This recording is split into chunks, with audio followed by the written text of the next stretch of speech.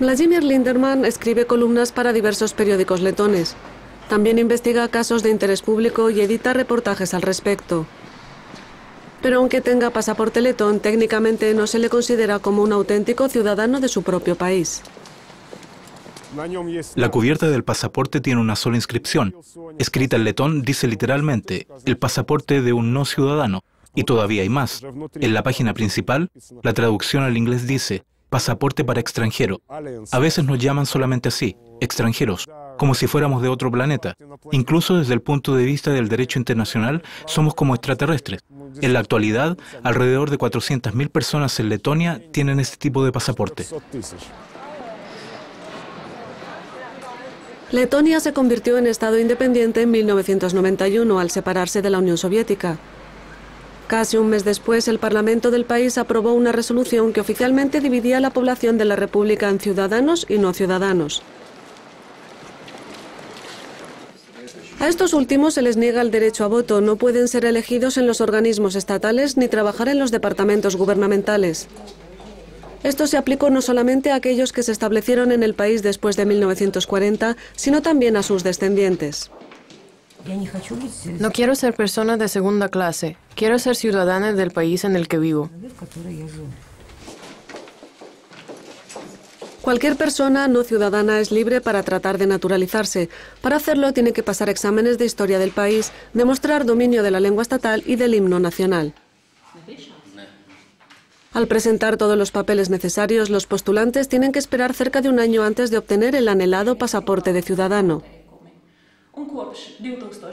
Mucha gente fracasa a la hora de pasar este procedimiento. Vladimir Linderman ni siquiera fue admitido para presentarse a los exámenes. De los últimos 5 años, 3 de ellos los pasé fuera de Letonia. Fue por eso que no aceptaron mis papeles, lo que es absolutamente ilegal. Mi lucha por obtener los derechos de ciudadanía nunca termina. Incluso hice una huelga en este edificio. Pasé un día entero sentado en una silla y me negué a abandonar el lugar tras el fin de la jornada laboral. Entonces la policía me forzó a salir.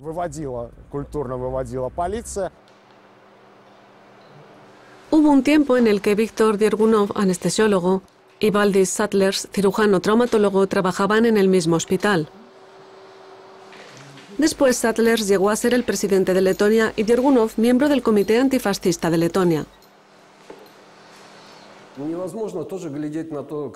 No soporto ver el renacimiento del nazismo en Letonia. Lo veo a simple vista. Lo que más me duele es que la Europa democrática cierra sus ojos ante el renacimiento del nazismo.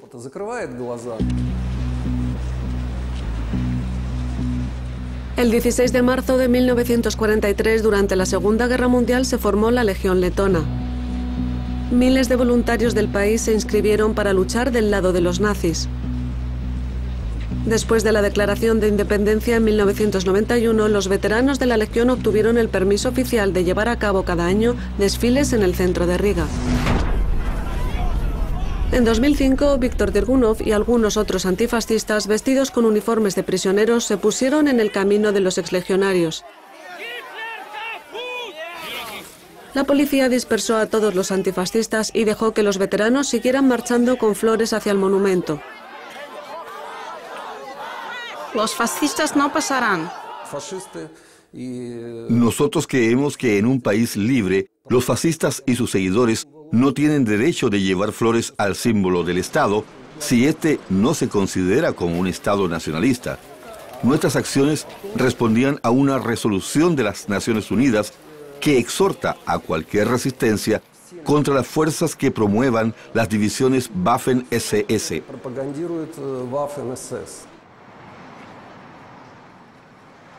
Unos 14.000 veteranos que viven hoy en día en Letonia lucharon en el ejército soviético durante la Segunda Guerra Mundial. En aquel entonces, Yevgeny Chikvintsev era paracaidista.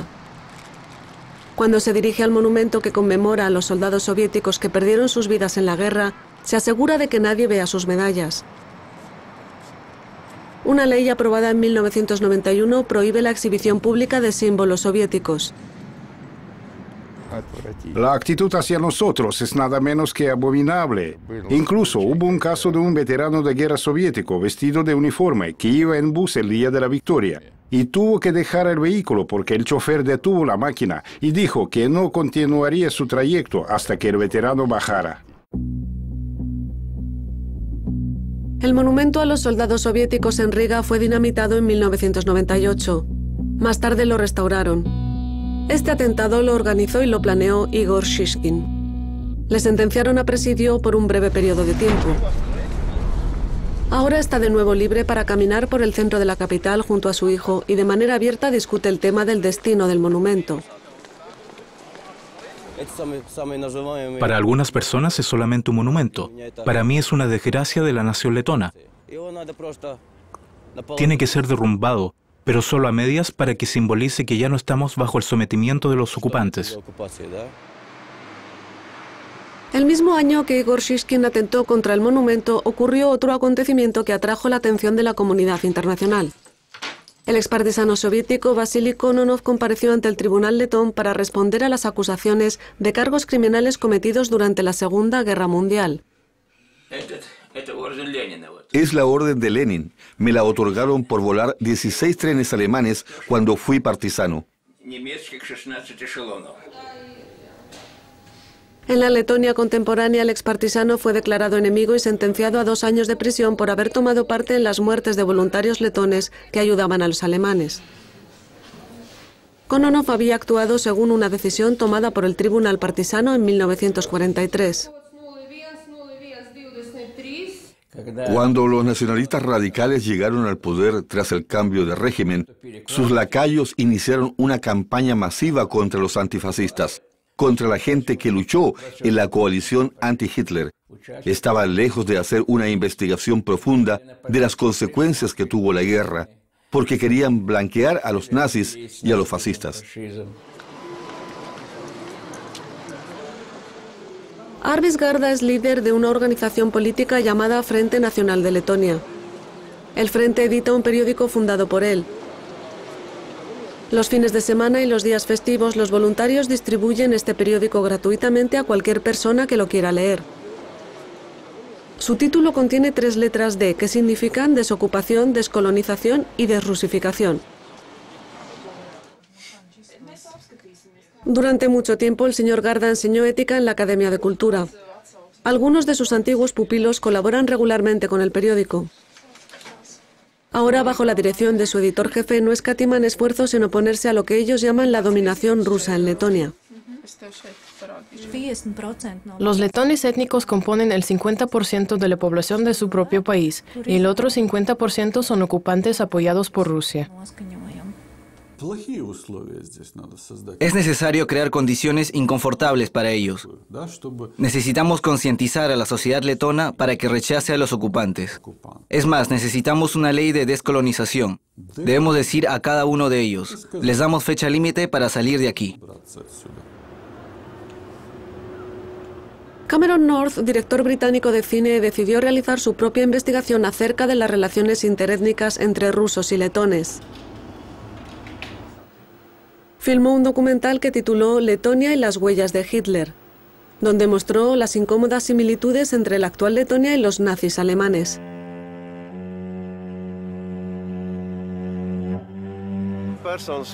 Las personas que vinieron a Letonia durante la Segunda Guerra Mundial y después de la Segunda Guerra Mundial tienen que irse a los países de su ciudadanía. La lucha por Letonia sigue.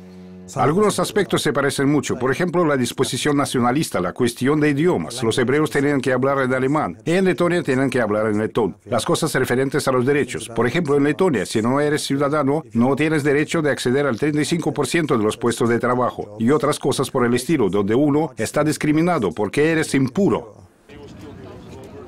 El hecho de que un ruso fuera elegido alcalde de la capital letona el verano de 2009 sorprendió a muchos políticos.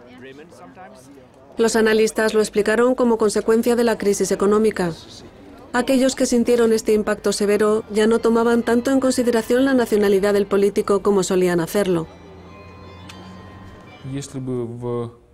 Si a principios de la década de los 90 no hubiera cometido el error de dividir a la gente en ciudadanos y no ciudadanos, los políticos se habrían visto obligados de hablar sobre economía, cuestiones sociales y las reformas estructurales, en lugar de importunar con el tema de los letones y los rusos cada 2 o 4 años. Habríamos sido capaces de hacer frente a las cuestiones pendientes mucho antes y de manera más eficaz. Todavía tenemos que lidiar con cuestiones económicas, la corrupción y muchas otras cosas.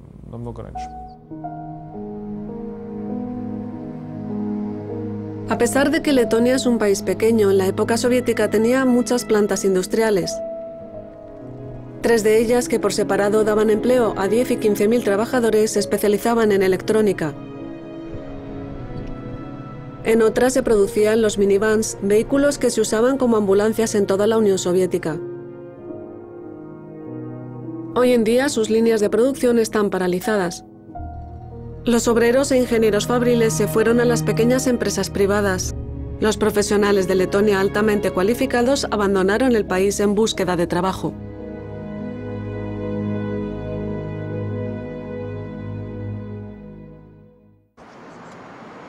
Después de que Letonia se uniera a la Unión Europea en 2004, los economistas empezaron a advertir sobre nuevas amenazas. Insistían en que la República podía perder su soberanía económica. Alrededor del 70% de las tierras agrícolas pertenecen a inversores extranjeros. El sistema fiscal del país depende de los bancos extranjeros. Hoy en día el capital escandinavo controla del 70 al 80% del capital bancario del país, lo que significa que controla la mayor parte de su sistema financiero. Lamentablemente, la nación ha perdido su habilidad de trabajar y producir artículos. Cuando Letonia estaba a punto de salir de la Unión Soviética, su territorio era el más avanzado con la deuda en cero. Ahora el panorama es absolutamente a la inversa.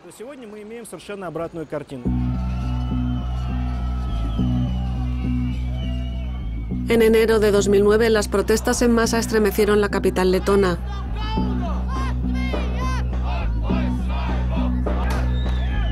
La crisis económica mundial causó un impacto aplastante sobre la economía del país. Cuando el gobierno no pudo estabilizar la situación, la gente demandó su dimisión. Además, redujeron tanto las pensiones como los salarios y las subvenciones sociales.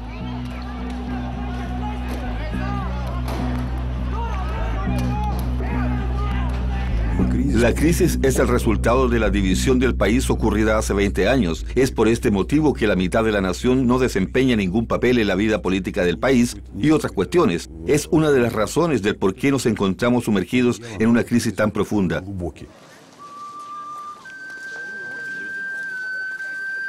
De acuerdo con datos estadísticos europeos, en la actualidad Letonia es el país más pobre de la Comunidad Europea.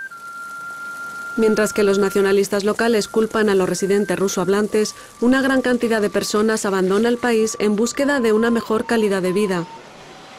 La población de Letonia se redujo en más del 15% desde la declaración de su independencia. De acuerdo con el Instituto de Política Exterior de Letonia, cada año alrededor de 12.000 personas se marchan del país para siempre.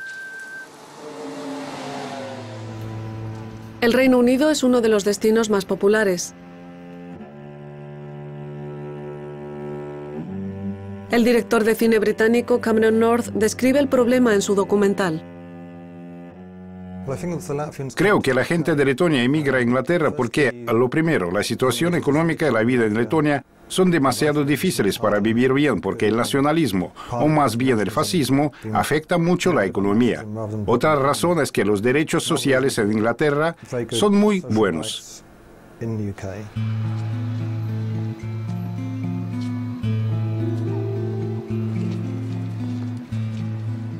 Han pasado 20 años desde que Letonia obtuvo su soberanía, pero el Día de la Independencia sigue siendo la fiesta más importante.